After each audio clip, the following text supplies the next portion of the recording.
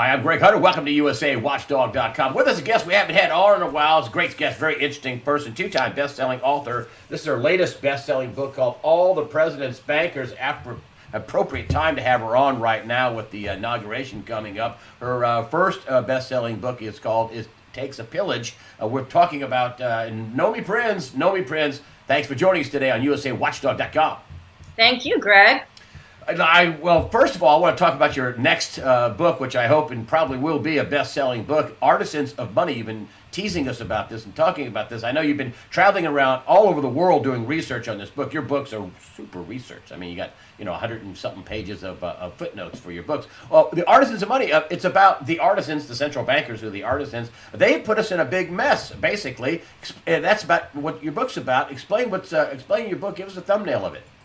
Yeah, pretty much since the financial crisis happened, the Fed, of course, led particularly the G7 central banks into this chasm of fabrication of money, quantitative easing, stimulus between them with currency swaps, and various types of both on the surface and below the surface activities that had political undertones as well as financial undertones as well as impacts, not just on the market, but just on the entire infrastructure of the world. From a geopolitical basis. So we went from a financial crisis, from mishandling of it by the central banks and central bankers, to this disintegration of how the world looks in terms of superpower alignments, trade agreements, voting, and all sorts of other manifestations of the financial crisis not being handled properly by these entities. So the book really traces that throughout the world as things have unfolded, and things are continuing to unfold, which is why I'm busy. We're all busy watching not just what they've been doing, but what the ramifications have been. So hopefully I will put this all together in a global context, and it will be out in the fall. Oh, good, great, fantastic! It's all the central bankers' fault, and that's all there is to it. I mean, the geopoliticals, all the parade leaders were the central bankers.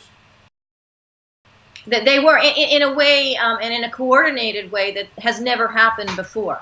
And that's really the key thing. The environment that we're in right now is not just because of one central bank. It's not just because of the Fed. It's because of the collaboration, the collusion of major central banks, of the developing market central banks, how China, the People's Bank of China, arose within that to fill their own space, the trade and financial agreements that have been offsets of those.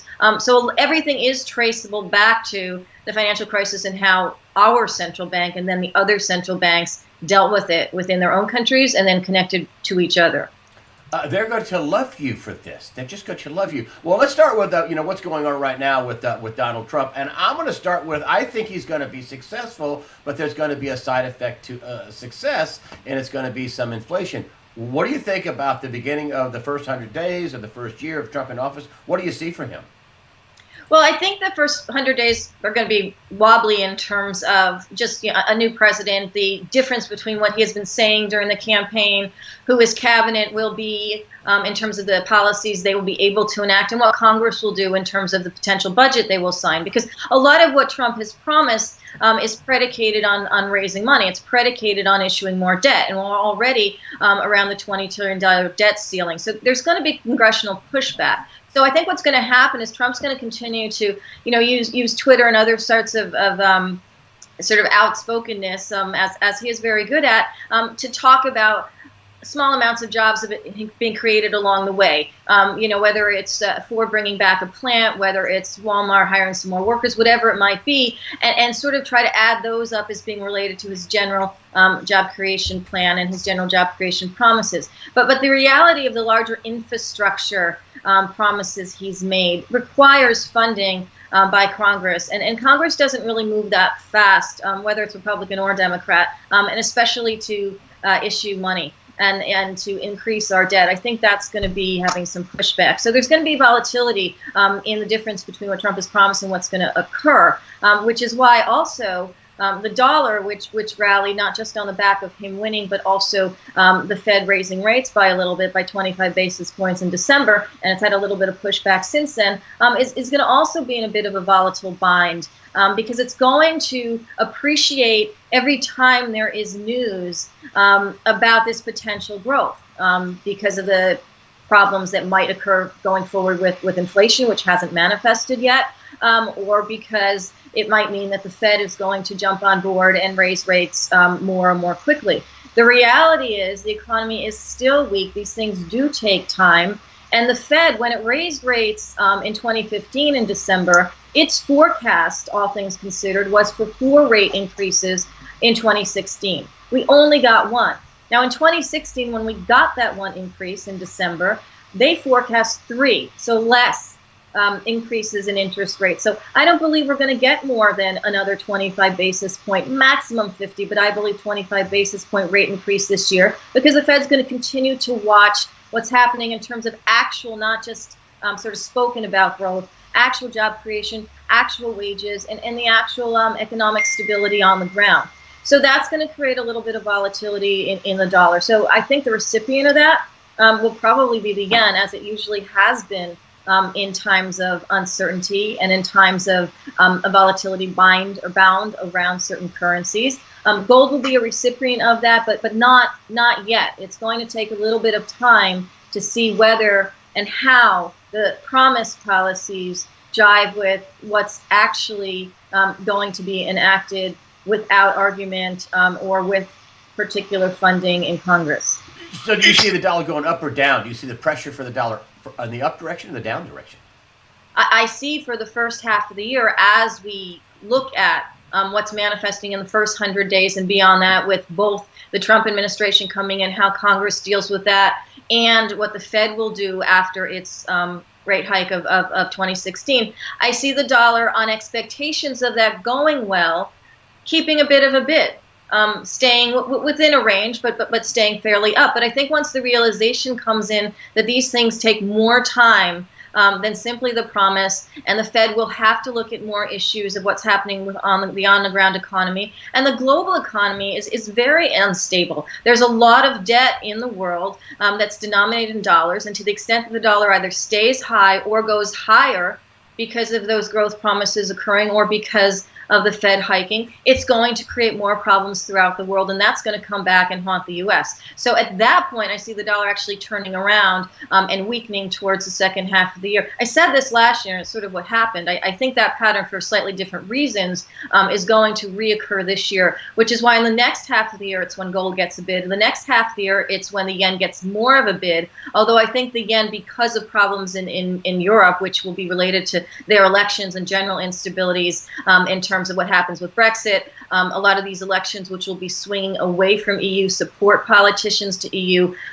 negative or opposition politicians, that's going to actually create a bid for the yen relative to the euro. So the yen's going to have a little bit more appreciation as a currency. The dollar is going to appreciate, but within a bit of volatility in the first half and decline in the second half. And gold's going to do the opposite, have a little bit of volatility in the beginning and then increase in the first half because, again, of watching the difference between what is promised and what is expected versus what's likely to actually occur given the inherent weakness, not just in our economy, but more so in economies throughout the world. You think gold will increase at the end of the year, be volatile at the beginning and increase at the end of 17? Did I get that right?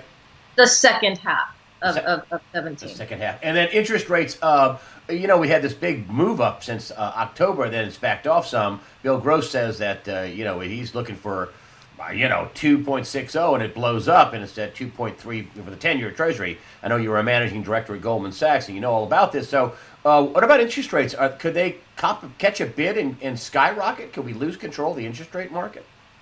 Well, I think that pattern sort of follows what I was just talking about, which is that in this nearer period in the beginning, as we see the dollar sort of appreciate on the expectations of Trump's plan possibly working, but then decelerating on the actuality of it taking longer than the promises would indicate, as well as the Fed having promised they might raise interest rates, but again with less less of a fortified promise than they had the year before. Again, they had promised expected 4 rate hikes for 2016. We got 1. They expect 3 for 2017. If we only get 1 or even 2, that's not going to ultimately create the same height in rates for the 10-year, for the longer-term treasuries, as we've seen that pattern go right now on expectations that there will be a rate hike and expectations of that growth and expectations of inflation. So right now we have seen yields go up. They could go up to 2.4, they could go up to 2.5, but the reality is they're going to be contained at a point at which the reality of these promises meets the practicality of how they get translated, both with respect to Trump and with respect to the Fed. And again, in the backdrop of a very weak global economy where the U.S. cannot, for its own sake, as well as its status within the global community, because it does trade, whether these are good trade partnerships or bad trade partnerships, whether they're renegotiated or not, it does trade with the rest of the world. And so the health of the rest of the world, the health of the rest of the world's banks, which is related to the health of the rest of the world and debt in the rest of the world, matters. And I think ultimately there is still a lot of weakness and a lot of instability. And so if there's too high a rise in rates here, if there's too high a rise in the dollar, if there is too much growth too fast when it's not practical, it's just based on sort of promises, I think that's going to retract. So again, we could see yields, just like we could see the dollar, increase towards the beginning of this process, but come back down as bonds appreciate, as the dollar comes down, and on the reality that these expectations don't necessarily match what's happening on the ground economically and in the world. What's the wild card here? Is it China? Is it the Middle East? What's your fear factor? Well, I think what's going to be the most interesting is what happens with the U.S. relative to sort of the Russia and China dynamic. So right now, and what's happened in the last few years, and it actually started with the financial crisis, but China has really taken a leadership role in its own region in terms of issuing loans for infrastructure development within, throughout the Asian area, also in Latin America, through eventually and ultimately getting the REN into the IMF's SDR basket on October 1st of 2016, to all sorts of both bilateral, trilateral trade agreements with countries like Russia, with an agreement that they're negotiating right now with Japan, which has been a historic enemy and with which there's military issues related to the South China Sea and islands there. But on an economic basis, they are negotiating and forging partnerships and with South Korea. So China's been doing all of that. China's also had a weakening in its economy because of this overextension, but relative to the U.S., relative to Europe, the weakening of its economy is still a relative strength in the region and to the rest of the world. So I think that continues. But the U.S. also, under Trump, and this wasn't just Trump, I mean, this started under the last administration. It's been a particular sort of thorn in the U.S.'s side is how China reacts in terms of its currency, whether it's a currency manipulator, whether it's labeled as a currency manipulator. During the Obama administration, both Tim Geithner and Jack Lew, the Treasury secretaries, stopped short of labeling it a currency manipulator, but in many G7 and G20 meetings, they said they were watching China. And when the REN came into the SDR, Jack Lew basically said, look, this doesn't make you a superpower, it's just a step. You need to open your markets, you need capital reforms, you need this whole long list of things the U.S. wants you to do. Now, I think Trump is going to want them to do the same thing. He's also talked about this idea that China is a currency manipulator. The reality is all central banks manipulate their currencies, which I think know, a lot of your viewers know. Amen to that. I will delineate this in my book. I mean, that they all do it, and they all do it for their own national reasons and also certain bilateral reasons and regional reasons. That's just part of who they are. But in the recent sort of cycle of that, the People's Bank of China has actually witnessed capital outflows, and that has been the main reason at the moment that the currency has been devaluing as opposed to actually changing anything in terms of its boundaries. So that's what's been happening now. But I think if we ratchet up that rhetoric, and if we, as the United States under Trump, ratchets that up, that's going to create more tension with China. It's going to cause China to look more at these relationships, at the one China type of arrangements that it's looking in that it's involved in, and actually become even stronger. But potentially in a more tense way rather than in a negotiated way in the region, and that could create more tension relative to the U.S. But in terms of Russia, that's kind of a separate thing, because on the outside, Russia's, it's been strengthening. It was one of the ruble was one of the key appreciated currencies last year. It led, it increased by about 21% versus the dollar last year. It led the emerging developing markets in terms of that appreciation. Its stock indices rallied significantly. Its major stock index, the MySex, rallied 24% last year. I mean, it had a significant showing, even with our election, all the talk coming out of the U.S., particularly from the Hillary campaign, about how Russia's sort of, the devil incarnate. The reality is their economy has been improving. It's been improving for a couple of reasons, one of which is the instability in Europe. The instability in Europe, which I think is the wild card. So it's a long answer, but these things are all interrelated. The instability in Europe has caused a lot of the Eastern European countries to vote out politicians who have been more pro-EU and vote in politicians who have been less pro-EU or anti-EU and more pro-Russia. And so that's not just a political statement. That's the citizens saying we don't like what we have. We're concerned with our own economic stability and how this has gone down, and our leaders and all of that, which is why people vote for change. Often it's not linear, but a lot of it, I think, relates to economic instability at its core. And they are looking towards Russia. That has allowed Russia to negotiate more agreements, to do more business with its old partners. And also, I think that will continue as we see more elections coming through this year in Europe. There'll be core European elections. Holland has an election in March. France has an election in May. Germany has an election in October, which could be moved up to August. There's a lot of things in flux in Europe. All of those benefit, if it continues to go the direction it's been going in, starting from Brexit and through Europe, it's going to benefit Russia. On the other side, we'll stop just for a minute. If Le Pen wins, the EU's over, is it not? If the pen, first of all, the euro gets smashed. I mean, as it's been. I mean, that's the currency to sort of sell. But if Le Pen wins, and it was interesting. I was in Berlin actually just a couple of weeks ago, just before the holidays, and I was talking about this with a bunch of German politicians in terms of what that could look like. Because also in Germany, there's a lot of movement away from sort of the Merkel government and away from that party in terms of its current politicians and into this sort of anti-EU type of set. And the interesting thing about France and Le Pen is that at the moment, she only has about a 20%, 22% sort of voting proportion. But that said, Brexit was lower than the percentage it ultimately wound up at.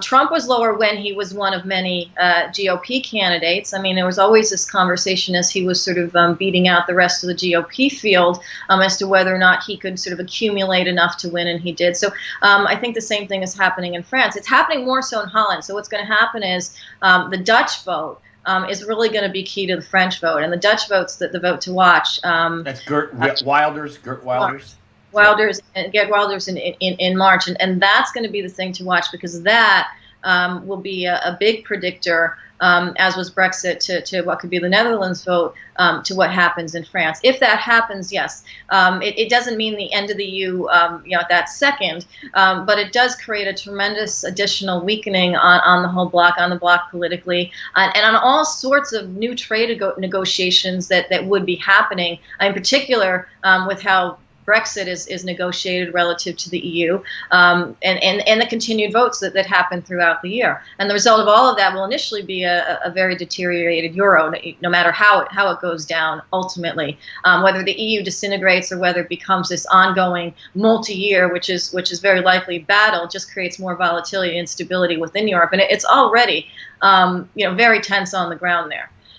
So then going back to Europe, to Russia's all benefits. Russia was also having these side conversations, has had agreements made with China, because Russia, Putin's very smart. He's not just waiting to see what happens with Trump and with the U.S. There's been very favorable rhetoric so far, but that could be a wild card. I mean, things could change. Somebody could get annoyed at someone else. So what he's been doing is fortifying his relationships with Eastern Europe, his relationships with the U.K., his relationships with Japan, and in particular his relationship with China, and the non-Russia BRICS countries. So all of this is in flux right now. So the wild card will be how we ultimately, I think, use Trump's political position to deal with Russia and China, and perhaps not realizing that Russia and China are also collaborating with each other, and that triangle is an important thing to look at, because a break in that could could create a major rift in general. It could create a military rift, an economic rift, a financial rift, and just general instability. So the biggest wild card is Donald Trump. The biggest wild card is, I think it's a combination. It's Trump is a wild card, but again, so is Europe and where it faces. I mean, right now the political sort of lens goes over to Europe as caught between its old and its potentially new structure, its old and its potentially new political leadership. So I think that's the major wild card now, and that snakes through Russia, that snakes through the Eurasian relationships. That relates back to Trump. The wild card is the linkages amongst those things. And do you think that that there's a clear-cut bad guy and a good guy? You were telling me this in the pre-interview. Says, well, the problem is there's no good and bad guy. I mean, everybody's got side deals. So explain that. Well, from an economic standpoint, everyone has side deals. So there's no sort of positive or negative economy. We can look at China again as deteriorating, but that doesn't make its economy necessarily weak. It just means it's dealt with its economy in a slightly different way. You have a situation there where the People's Bank of China, their central bank, and the government are very tightly connected, and they do policy together relative to sort of its old nemesis, but current potential and growing partner Japan, wherein there was an independence between the Bank of Japan and the government until Abe got in power and Kuroda's in power, and now they're sort of moving lockstep, but it's not clear whether the policies that have been adopted are effective for the middle class, are effective for people on the ground. So even though Japan is sort of a neutrally kind of world in and of its own, when you're on the ground there, people are beginning to feel their own economic pressures. So there's positive and negative in that. There's positive and negatives with how it deals with China. There's positive and negatives with Russia, in terms of how Putin's been characterized, how he's characterized throughout the elections, the sort of polarization of how Hillary Clinton was talking about Russia with how Trump was talking about Russia. I think in both those situations, the Clinton camp went towards painting Russia as more of an enemy than it should be painted as, and Trump more of a friend than it might be painted as. And the reality is, it's a separate country dealing with its own internal flux, its own internal economy, as well as external relationships. And so there is no real, all countries do good things and all countries do bad things. But what's happening right now is all of the alignments between countries have been changing. The idea of Trump coming in, and as he did in his businesses, creating bilateral trade agreements, as he's talked about most recently with the UK, but that's just how he's sort of positioned himself. Whether you call it isolationist or you call it bilateral agreements, the reality is there's a lot of renegotiation that's going to be happening, but it's not just the U.S. and Trump renegotiating. All the other countries are negotiating with each other as well. So that's why you see this shift. And if there's enough antagonism to how, let's say, a Trump administration negotiates those trade agreements, he says they're going to be good for both sides, but every country, again, has to look at its own scenarios, and then they start negotiating with each other. That could limit trade into the U.S., that could limit our bargaining power, it could increase various bargaining power and trade arrangements between other countries that are completely separate from the United States. That's all in flux this year. Handicap a crash for us. Catherine Austin Fitts said there wouldn't be a crash in 16. So did Charles Nenner. I believe you weren't really keen on a crash either. So what say you now in 2017? Fitts and Nenner both say something bad is coming our way in 17. What do you say? Yeah, so I mean, as you said, in 16, I pegged the non-crash and the extension. That's on right, you did. And that was because, and we saw extra manifestations of, I call it artisanal money creation relative to my book, and just the artisanal money people being the central bankers, finding just new ways to extend their money creation policies. And that's what kept the markets up. There was a separate bid on the markets that kept them up after Trump was elected, on the expectations that he would be good for growth, that he would create infrastructure, that he would create jobs. And again, the jury still needs to be out on that and how it relates to Congress and what we discussed in the beginning of this. But I do think there is some there's a little juice left in these central banks. I mean, I keep thinking that there shouldn't be. I've thought this for years, but they keep surprising all of us, I think, with their ability to boost the markets, to artificially basically stimulate so many different asset bubbles, whether that's in debt, which is epic, or in all the stock markets, many of which are at their historic highs. So there's room to go down, but there's also a little bit of room for the central banks to continue to manipulate. And I think for 2017, that's going to be the story. If we have a crash in 2017, again, it's going to be in that second half of the year after these promises. The rate hikes, the dollar being high, just collapse into the realities of instability and this artificialness, and the central banks don't have much room to go. That is going to hinge not just on what happens globally, but particularly what happens in Europe. The ECB has now extended and it was the catalyst that I thought would create more of stability and less of a crash last year. It has now increased its purchase program through the end of 2017. So if I look at the trend of the ECB just as one central bank example of a very artificial stimulator, we could see volatility to the downside, not necessarily a crash into the fall of 2017. And that will be after the elections happen. If they really do go anti-Europe, if the last election in October is sort of a very anti-current German leadership vote, that's going to basically create an out-of-steam situation with the ECB. Other things could happen with other countries, like as I mentioned, Russia, China, and so forth, between now and then. So I think, and I'm a little less sure about this crash this year, I got to say. I think if we see a real big decline, it's going to be around that time. It's going to be towards, again, the end of the year, but not the second half, but the last quarter. That's when I see it happening. But I really just see a sort of downward trend into that. I don't see it necessarily as a crash. I just see us staying in a range through the first half of the year, and then as these elections, as these arrangements, as the realities of what's happening versus what was promised come into effect, I think we start seeing more of a decline in the second half. And depending on what happens in Europe, most particularly with Germany in October, we could see a crash in the final couple of months.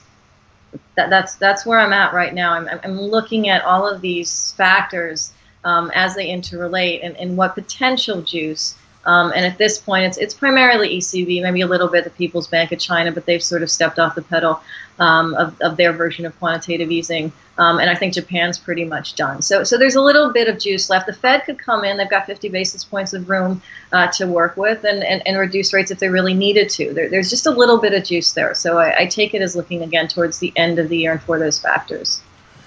Nomi Prins, the best-selling author of this book. This is her latest book, All the President's Bankers. Her next book coming out is The Artisans of Money. Nomi Prins, thanks for joining us today on USAWatchdog.com. Thank you, Greg.